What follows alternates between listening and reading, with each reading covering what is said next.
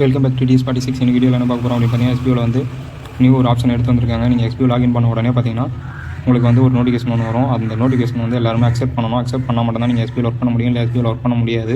இது வந்து இந்த வீக் ஃப்ரைடே வரைக்கும் தான் அந்த ஆப்ஷன் இருக்கும். அதுக்கப்புறம் இந்த ஆப்ஷன் இருக்காது. அதுக்கப்புறம் நீங்கள் SBOவில் நீங்கள் அக்செப்ட் கொடுக்கல அப்படின்னா SBOவில் ஒர்க் பண்ண முடியாது. எல்லாத்தையும் படித்து பார்த்துட்டு ஒரு பாக்ஸை கிளிக் பண்ணுங்கள்.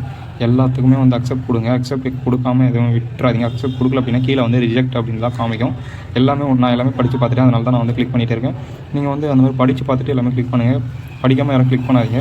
இது வந்து ஒரு நம்மளுக்கு டவுன்லைனர், உங்களுக்கு கீழே இருக்க டவுன்லைனர் இருக்க எல்லாருக்குமே வந்து இந்த வீடியோ ஷேர் பண்ணுங்கள். கண்டிப்பாக வந்து எல்லாருக்கும் நீங்கள் ஷேர் பண்ணால் மட்டும்தான் அவங்களும் உங்களுக்கு கீழே ஒர்க் பண்ணுவாங்க. எல்லாருமே அக்செப்ட் பண்ணால் மட்டும்தான் உங்களுக்கும் இன்கம் கிடைக்கும். ஓகேங்களா? உங்களுக்கும் எதுவும் ப்ராப்ளம் வராது. ஏன் அப்படின்னா, இப்போ நம்மளுக்கு கீழே டவுன்லைனர் நிறைய பேர் வந்து ப்ராப்ளம் பண்ணிட்டு இருப்பாங்க. காசு வேணும், எனக்கு வந்து ரீஃபண்ட் கொடுங்க, அப்படி இல்லை எனக்கு எப்போ காசு வரும், எப்போ ஒர்க் ஜாயின் பண்ண முடியும் அப்படின்னு கேட்டுருப்பாங்க, ஒர்க் பண்ண முடியும் அப்படின்னு கேட்டிருப்பாங்க. அதுக்கான சொல்யூஷன் தான் இந்த வீடியோ.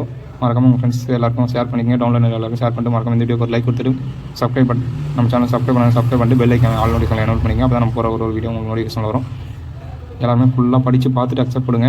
நீங்கள் ஒரு பாக்ஸ் கிளிக் பண்ணலை அப்படின்னா கூட உங்களுக்கு ரிஜெக்ட் அப்படி தான் வரும். ஓகேவா?